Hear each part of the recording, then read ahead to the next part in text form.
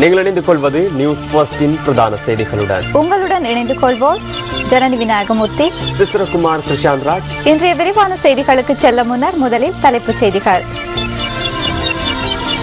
பூஞ்சிபோரளையிலிருந்து மற்றும் ஒரு சிசு மீட்பு.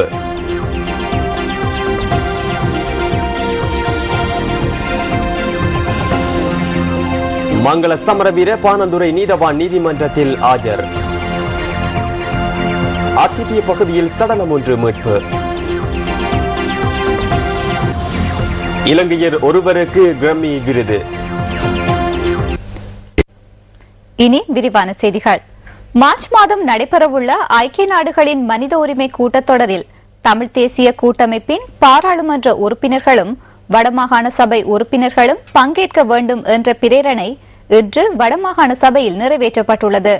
வடமாகாண சபை உறுப்பினர் அனந்தி சசிதரன் இந்த யோசனையை சபையில் முன்வைத்துள்ளார். வடமாகாண சபையின் 5வது அமர்வு இன்று நடைபெற்றதுடன் இதன்போது மாகாண சபை உறுப்பினர்களால் 16 பிரேரணைகள் முன்வைக்கப்பட்டுள்ளன. மனித உரிமை விவகாரங்கள் தொடர்பில் சர்வதேசம் முன்னெடுக்கும் செயற்பாடுகளுக்கு வலு சேர்க்கும் பிரேரணையும் இதில் உள்ளடங்குகின்றது. யுத்தம் இடம்பெற்ற காலத்தில் காணாமற் போன மற்றும் உயிரிழந்தவர்கள் தொடர்பில் அரசாங்கம் மேற்கொண்ட கணக்கெடுப்பு தொடர்பில் நம்பிக்கை கொள்ள முடியாது என அனந்தி சசிதரன் மற்றும் ஒரு பிரேரணையை முன்வைத்துள்ளார். எனவே அந்த கணக்கெடுப்பிற்கு மாறாக மாகாண சபையினால் சர்வதேசத்தின் மேற்பார்வையில் கணக்கெடுப்பு மேற்கொள்ளப்பட வேண்டும் என அதில் குறிப்பிடப்பட்டுள்ளது. அரசின் தற்போதைய நீதியற்ற கணக்கெடுப்புக்கு மாறாக மாகாண சபையால் சர்வதேசத்தின் மேற்பார்வையில் மேற்கொள்ளப்பட்டு உண்மையான கணக்கெடுப்பு சர்வதேசத்துக்கு தெரியப்படுத்தப்பட வேண்டும். இதேவேளை யுத்த காலத்தில் வடக்கில் உயிரிழந்தவர்களை நினைவு கூறும் வகையில் முள்ளிவாய்க்காலில் நினைவு ஆலயம் ஒன்று அமைக்கப்பட வேண்டும் எனவும் வடமாகாணத்தின் ஆளும் கட்சியான தமிழ் தேசிய கூட்டமைப்பு இன்று பிரேரணை ஒன்றை முன்வைத்துள்ளது. இன வரலாற்றில் மிக அதிகமான மக்கள் ஒருமிக்க உயிரிழந்த வரலாறாக மாறிவிட்ட முள்ளிவாய்க்காலில் உயிரிழந்த உறவுகளை நினைவு கூற ஒரு பொது நினைவு ஆலயம் அமைக்கப்பட வேண்டியது மிகவும் அவசியமானது. ஆழிப்பேரலையால் உயிரிழந்த மக்களுக்கென முல்லைத்தீவில் ஒரு நினைவு மண்டபம் 2005 கட்டப்பட்டு அதில் உயிரிழந்த ஒவ்வொருவருடைய பெயரும் குறிக்கப்பட்டுள்ளது. இது காலாகாலத்துக்கு உயிரிழந்தோரின் உறவுகளையும் சந்ததியினரையும் அவர்களை நினைவு கூற வழி சமைக்கின்றது. அதே போன்று முள்ளிவாய்க்கால் பேரவலத்தின் நினைவு ஆலயத்தில் உயிரிழந்தோரின் பெயர்கள் பொறிக்கப்படுவது மிக அவசியமாகும். தேசிய பேரவலத்தின் சாட்சியாக நினைவு ஆலயம் முள்ளிவாய்க்காலில் பொருத்தமான இடத்தில் அமைக்கப்பட வேண்டும் என முன்மொழிகின்றேன். சில யோசனைகளை சபையில் முன்வைத்த போது எதிர்க்கட்சியினால் எதிர்ப்பு வெளியிடப்பட்ட போதிலும் சமர்ப்பிக்கப்பட்ட 16 பிரேரணைகளும் சபையில் நிறைவேற்றப்பட்டுள்ளன.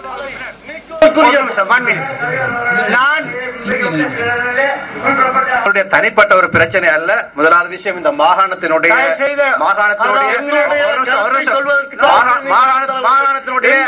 நிலம் சார்ந்த அமைச்சர் என்பவர் முதலமைச்சர். நெடுந்தீவு பிரதேச சபை தலைவரின் கொலை வழக்கில் சந்தேகத்தின் பேரில் கைது செய்யப்பட்டு விளக்கமறியலில் வைக்கப்பட்டுள்ள வடமாகாண எதிர்க்கட்சித் தலைவர் கந்தசாமி கமலேந்திரனுக்கு இன்று சபை அமர்வுகளில் கலந்து கொள்ள வாய்ப்பு வழங்கப்பட்டிருந்தது. சிறைச்சாலை அதிகாரிகளின் பலத்த பாதுகாப்புக்கு மத்தியில் அவர் இங்கு அழைத்து வரப்பட்டிருந்தார்.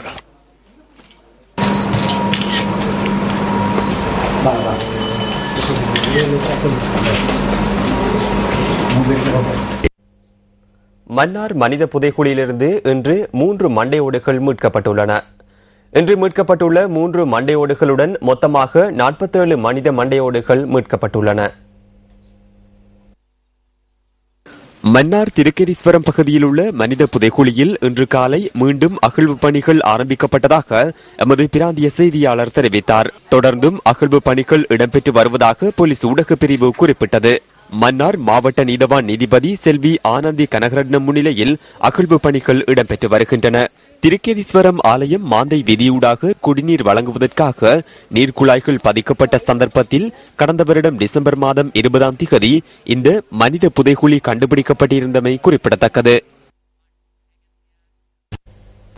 சர்வதேச கிரிக்கெட் பேரவையின் புதிய சட்டமூலத்திற்கு என்ன நடந்துள்ளது?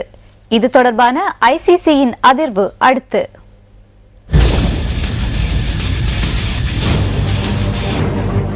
சர்வதேச கிரிக்கெட் பிரிவை நிறைவேற்றுக் குழுவால் சர்ச்சைக்குரிய புதிய சட்டமூலம் நாளை துபாயில் முன்வைக்கப்பட உள்ளது. குறித்த சட்டமூலத்தில் 3 நாடுகளுக்கு மாத்திரம் கூடிய அதிகாரங்கள் கிடைக்கின்ற நிலையில் இதற்கு சர்வதேச கிரிக்கெட் பிரிவை நிறைவேற்றுக் குழுவில் உள்ள 10 நாடுகளில் தென் ஆப்பிரிக்கா, மேற்கிந்திய தீவுகள் மற்றும் பாகிஸ்தான் ஆகிய நாடுகள் மாத்திரமே எதிர்ப்பை வெளியிட்டுள்ளன. அந்த சட்டமூலத்தை நிறைவேற்றிக் கொள்வதற்கு பாகிஸ்தான் கிரிக்கெட் கட்டுப்பாட்டு சபை ஆதரவளிக்க வேண்டும் என்பதே அந்த நாட்டின் முன்னாள் கிரிக்கெட் அணி தலைவரான ராமிஸ் ராஜாவின் நிலைப்பாடாகும். மேற்கோள் ஆரம்பம். இறுதியில் இந்த சட்டம் மூலம் நிறைவேற்றப்படும் இவ்வாறானதொரு சூழ்நிலையில் பாகிஸ்தான் முழு அளவில் பயன்பெற வேண்டும். நீண்ட நாட்களுக்கு நிதி நன்மைகள் மாத்திரமன்றி அந்த நாடுகளுடன் கூடுதலான போட்டி எண்ணிக்கைகளை பெற்றுக் கொள்வது தொடர்பில் பாகிஸ்தான் கூடிய அவதானம் செலுத்த வேண்டும். நாங்கள் பெரும்பான்மை கருத்தை பின்பற்ற வேண்டியதில்லை, எமது நன்மைகள் தொடர்பில் சிந்திக்க வேண்டும். ஏனைய சபைகளும் இதனை செய்கின்றன. மேற்கோள் முடிவு. இந்த சட்டமூலம் தொடர்பில் அவதானம் செலுத்த கால அவகாசம் தேவை என்ற நிலைப்பாட்டில் இலங்கை உள்ளது. நாளை நடைபெறவுள்ள சர்வதேச கிரிக்கெட் பேரவை நிறைவேற்றுக் குழு கூட்டத்தில் இலங்கை கிரிக்கெட் சபையின் தலைவர் ஜயந்த தர்மதாச கலந்து கொள்ள உள்ளார். ஆனால் பொருளாளர் நுஸ்கி முகமது இந்த கூட்டத்தில் கலந்து கொள்ளும் நோக்கில் துபாய் சென்றுள்ளதாக இலங்கை கிரிக்கெட் நிறுவனம் உறுதிப்படுத்தியுள்ளது. இதேவேளை நிறைவேற்றுக் குழு கூட்டத்திற்கு முன்னர் நடைபெறும் சர்வதேச கிரிக்கெட் பேரவையின் நிறைவேற்ற அதிகாரிகளின் கூட்டத்தில் இலங்கை கிரிக்கெட் நிறுவனத்தின் பிரதான நிறைவேற்ற அதிகாரி ஆஷ்லி டி சில்வா கலந்து கொள்ளவில்லை என இலங்கை கிரிக்கெட் நிறுவனத்தின் உயர் அதிகாரி ஒருவர் உறுதிப்படுத்தினார். செயலாளர் நிஷாந்தரானதுங்க துபாய் சென்றுள்ளதாகவும் இலங்கை கிரிக்கெட் நிறுவனம் மேலும் உறுதிப்படுத்தியது. ஆனால் குறித்த பிரதான நிறைவேற்ற அதிகாரிகளின் கூட்டம் தொடர்பில் தனக்கு எதுவும் தெரியாது என இலங்கை கிரிக்கெட் நிறுவனத்தின் பிரதான நிறைவேற்ற அதிகாரி ஆஷ்லி டி சில்வா தெரிவித்தார். இரட்டை நிலை போக்கில் செயற்பட்டு இலங்கை மீண்டும் சர்வதேசத்திடம் காட்டிக் கொடுக்க கிரிக்கெட் நிறுவனம் முயற்சிப்பதாக கடந்த 23ஆம் தேதி ஜனாதிபதிக்கு கடிதம் மூலம் இலங்கை கிரிக்கெட் நிறுவனத்தின் நிறைவேற்றுக் குழு உறுப்பினர் ஷாமி சில்வா தெரிவித்திருந்தார். இலங்கை கிரிக்கெட் நிறுவனத்தின் பெரும்பாலான உயர் அதிகாரிகள் இந்தியாவை திருப்திப்படுத்துவது தமக்கு கிடைக்கப் போகும் டாலர்களுக்காகவா என்ற சந்தேகம் கிரிக்கெட் ரசிகர்கள் மத்தியில் தோன்றியுள்ளதாக அந்த கடிதத்தில் குறிப்பிடப்பட்டுள்ளது.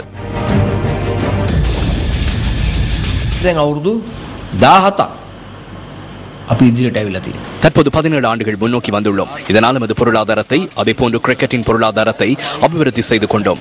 சம உரிமையை பெற்றுக் கொண்டோம். நமக்கு கிடைக்கப்பெற்ற அந்த உரிமையை இல்லாத ஒழித்து மீண்டும் வீட்டு அதிகாரத்தை இந்தியா, இங்கிலாந்து மற்றும் ஆஸ்திரேலியா தக்க வைத்துக் கொள்ளவே இந்த முயற்சிகள் நடைபெறுகின்றது. நாங்கள் மிகவும் துன்பத்துக்கு மத்தியில் கட்டியெழுப்பிய உரிமைகளை இல்லாத ஒழிக்கவே இந்தியா, இங்கிலாந்து மற்றும் ஆஸ்திரேலியா முயற்சிக்கின்றன. இதனை அனைவரும் ஒன்றிணைந்து 100% எதிர்க்க வேண்டும்.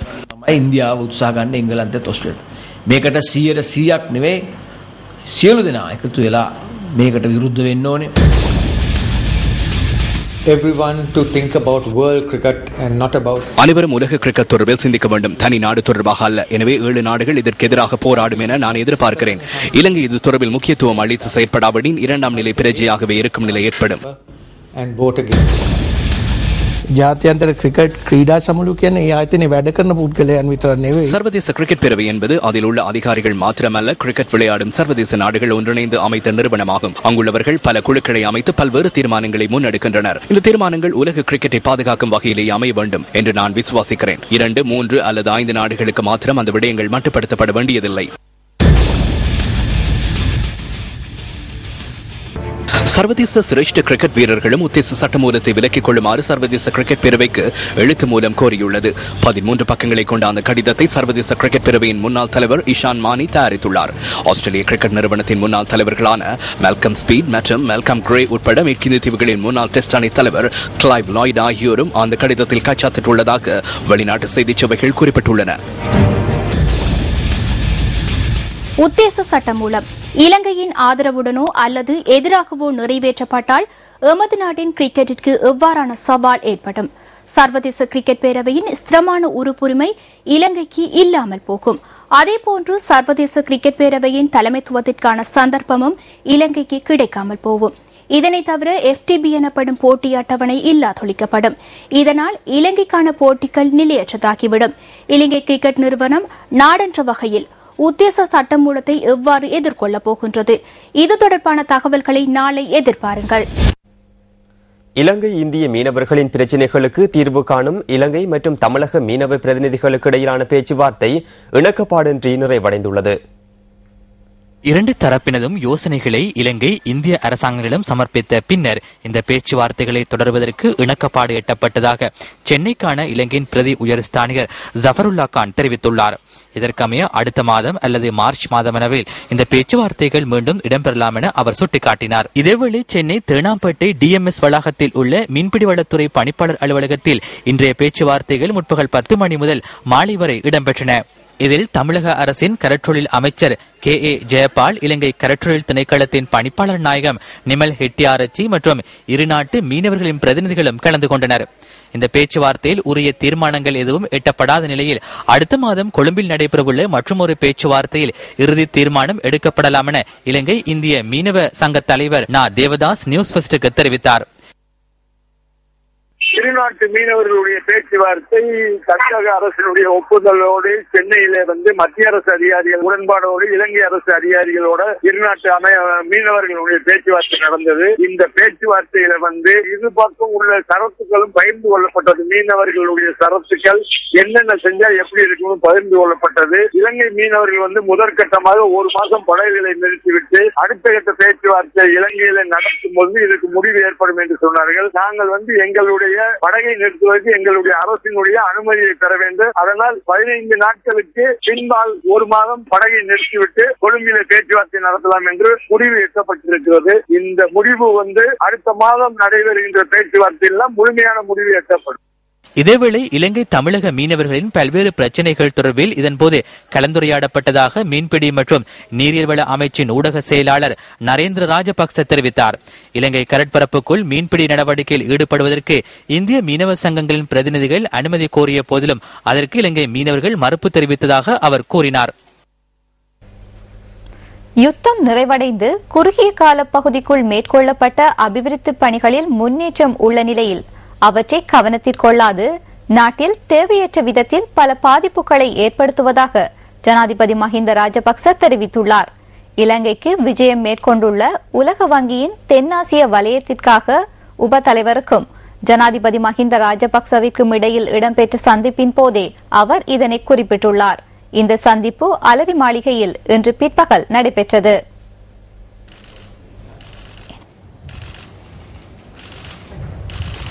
நாட்டில் காணக்கூடிய அபிவிருத்தியின் முன்னேற்றத்தை வரவேற்பதாக உலக வங்கியின் தென்னாசிய வலயத்திற்கான உபத்தலைவர் பிலிப்ரே ஜனாதிபதியிடம் தெரிவித்துள்ளார்.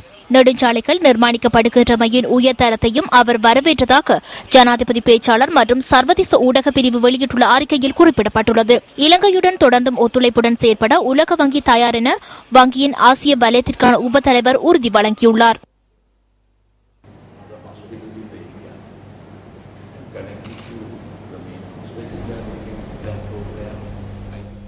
சிந்தனையை தூண்டும் அறிஞர் வாக்கு. அடுத்து கோடிக்கணக்கான மக்களுக்கு சேவை செய்வதென்பது இல்லாமை, ஏழ்மை, அறியாமை, பிணித்துன்பம் ஆகியவற்றிலிருந்து அவர்களுக்கு விடுதலை அளிப்பதாகும்.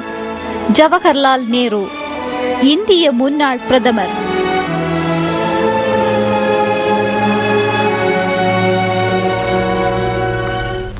விளம்பரங்களை அடுத்து நியூஸ் ஃபர்ஸ்டின் பிரதான செய்திகள் தொடரும். இறந்த மற்றும் காணாமல் போனோரின் பெற்றோர்களின் ஒன்றியத்தின் கிளிநொச்சி காரியாலயம் இன்று காலை திறந்து வைக்கப்பட்டது. கிளிநொச்சி மாவட்ட செயலகத்துக்கு முன்பாக இந்த காரியாலயம் அமைந்துள்ளது.